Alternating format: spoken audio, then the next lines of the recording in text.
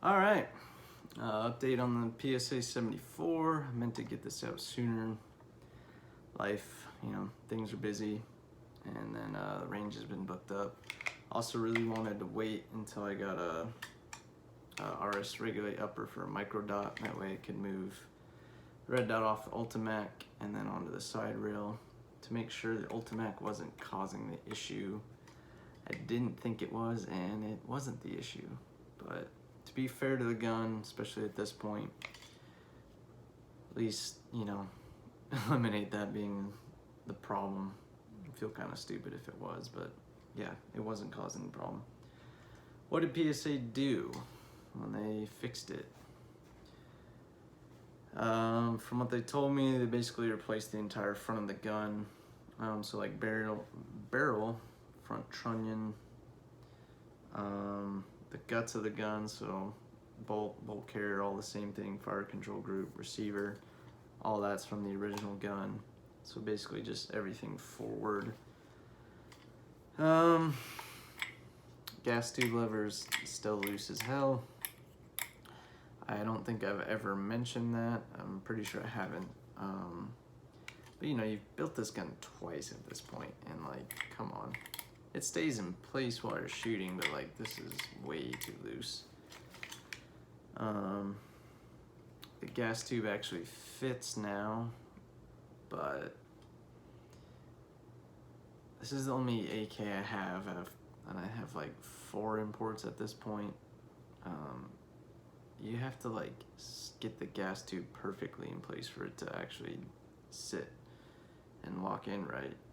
Most AKs, it's like they're really tight when they're new, but you can put them in the same way every time, and it's not like a hassle. This is, you have to like line everything up so it's perfect, and then it magically slots in sometimes. I don't know what that is, but it just doesn't fit real great. You can get it on now though, so this is an improvement. What other issues? So, originally it started with a front sight, where it was blocking the entire front sight picture on certain settings. Again, something like that, it's like, you test fire these, how do you not correct that? It seems like it's not something you would miss, you just ignored. What else? So, what do I think's causing the problem is probably the biggest one. I think these are undergassed. They shoot super soft, which is nice when it runs, but I think the last time I shot it, I probably put like 5 mags through it, so 5 30-round mags, and it stovepiped, I believe, twice. I didn't bother filming it. I was at the range with a buddy, and my hopes weren't real high at this point, and I didn't feel like it. I'd rather spend time shooting. So, and I think even one of the stovepipes at one point actually lodged in the gun parallel with a barrel. Normally, they get stuck like this. It was actually parallel. So why do I think it's under gas? Well, the ejection pattern's a little bit erratic, which is somewhat normal for AKs because the ammo's just not that great of quality, so the loads are kind of inconsistent. But it just shoots really soft. It makes me wonder if they gassed it for 7 and 6, which according to Robski's tests, I believe 7 and 6 is loaded quite a bit hotter than the commercial stuff we get. Commercial stuff is not very high velocity.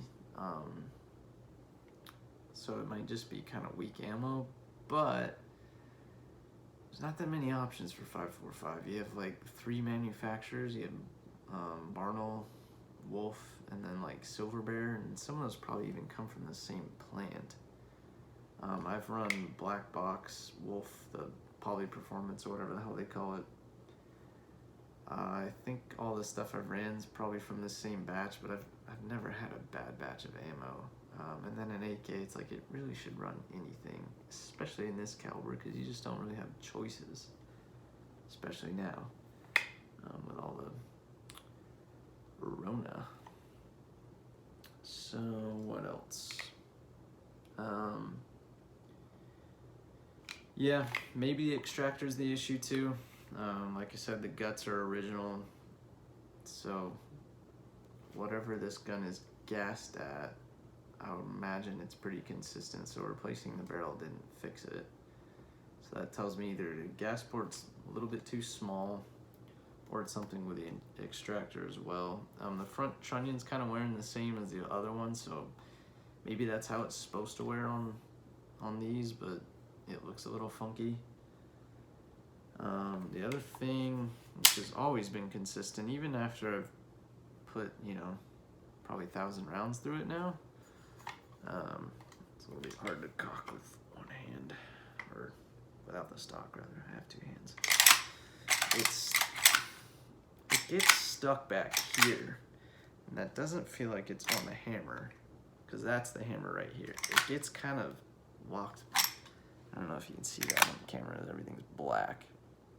It gets stuck like at the back of the receiver a little bit, and then it kind of catches on the hammer. Catching on the hammer is totally normal. That's something most AKs do when they're new, and you know the bolt carrier tail wears in against the hammer and all's well. But this just doesn't cycle smoothly by hand. Even my Wazzer, which is, you know, a pretty rough kind of jank. It's the jank tank. It feels way smoother than this, even when it was new. It just feels like things kind of wobble, and it's just not smooth, which could be, you know, also contributing to the cycling issues. Yeah, the other thing, and my buddy's, you know, not an AK guy, and he's shot some of my other AKs, and one thing we both agree on with this is this gun just kind of feels like a toy. It sort of feels like it's built like an airsoft gun. I can't really put my finger on it, like you know, it looks great. It's a pretty gun. The fit and finish is nice, other than some of those things. But like the rivets are really, you know, they look like perfect. Whatever finish they use on this gun looks really nice, but it just doesn't have like that real durability kind of feel like you get with, I don't know, all the other import AKs I have. This is my only 5.45 gun. I don't know that should really change it. It's like my Wazzer, I feel like I could throw it off a building, drive it over with a truck, and it would still shoot. You know, my other import AKs feel the same way. We both agree that this just feels kind of like a toy. It's definitely not something I trust my life to, especially at this point. We'll put it that way. So overall, I think that covers most things. Like I said, wasn't the Ultimat causing the issue. The gun just keeps stovepiping. You get, you know, a couple mags through it, seems fine, and then it chokes up. I don't think there's a correlation with it getting heat into the gun really, but could be, because it's always like after I run several mags, then it starts choking up. Could be coincidental, or I don't know. Maybe there's something with once it heats up, it doesn't shoot right.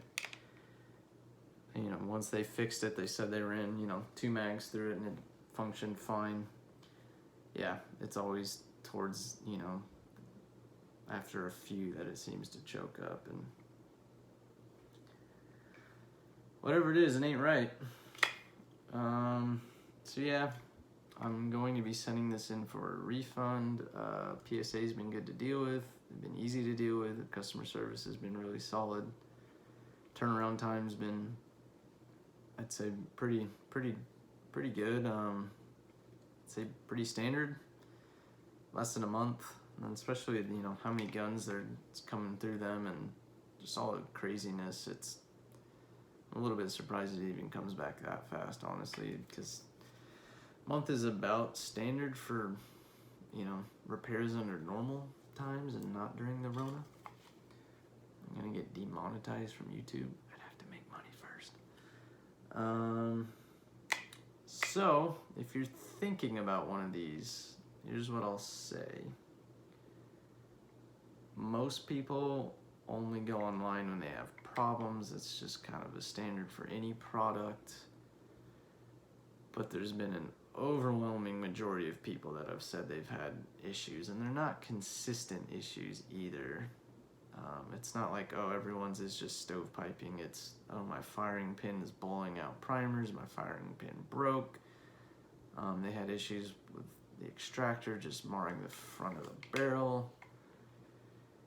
If it was one consistent issue, you would almost have a little more optimism because then they'd know what to fix. But, you know, a gun that's stovepiping, you got firing pins, it's like, but a lot of people are having problems. I've heard of, you know, a few people that say, oh, I've run a couple thousand rounds and it's been awesome, haven't had any issues. But there's a lot of people that have reached out, you know, commented, and same thing, I've said theirs have not been great. You know, Mishiko had one, his was having problems. It seems like the people that actually pay for these, and I don't want to say they cherry pick guns, but it seems like the people that actually bought theirs and don't have a massive YouTube following other than Mishiko, their guns have not been good. And so take that for what you will. I would not spend my money on these right now if it were me, unless you're content to just send it back a bunch of times potentially. It's a new platform. I think, you know, it's a new caliber. They'll probably figure it out, as always. They'll, you know, maybe do a second generation. It is frustrating though that PSA seems to do some testing and then kind of leaves it to their customers to find the other problems. It's that, or their QC is just really loose, and given how they let it walk, or, you know, leave the factory with some of the things it had going on, like the sight being just terrible and blocking half the front sight picture, the gas tube being wonky, gas tube being loose, you know, that's some stuff that you should obviously catch, especially because they do test fire these, and so that means someone, you know, probably looked down the sights and went, good enough. You know, that's not something you would ignore, or that's not something you wouldn't catch. That's something you would ignore. You know, so that's kind of been PSA's, you know, MO to some degree, is that when you get a good one, it's a solid gun, but their QC's loose. It's unfortunate because there's not really any real obtainable 545 options other than if you get kind of lucky. Options are to pay $1,500 plus on some random kit build that you hope was done right, and it's not a scam, because holy crap, there's so many scams for 545 guns. You know, Russian imports are $2,000 to $3,000 at this point. I just don't think really any AK is worth it at that point. As much as I love them, it's too much coin for me. The Galil Ace, you know, maybe they'll start to do another run of those. I don't know. It certainly pissed off the people that bought them as collectors. 545 is a cool round. It's fun to shoot. There's certainly a lot of merits to it.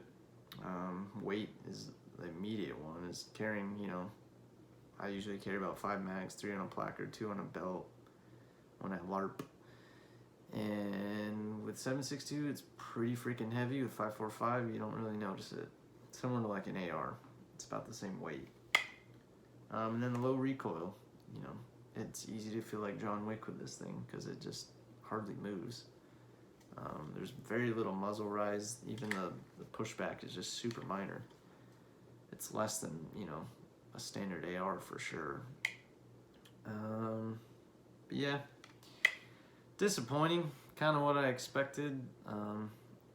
They'll probably figure it out, but if you're wanting a gun that's just gonna work and not have to worry about it, I'd say pass on these for a bit. Wait till they make some revisions, because they just seem to be having a lot of problems.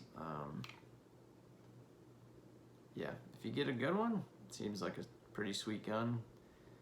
$1,200 for, you know, a 74 like this isn't bad if you get a solid gun. It is lifetime warranty, but it is getting really old to have to use it constantly.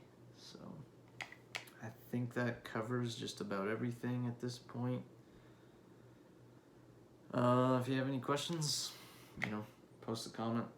I'll get to it when I can. But yeah, that's where we're at.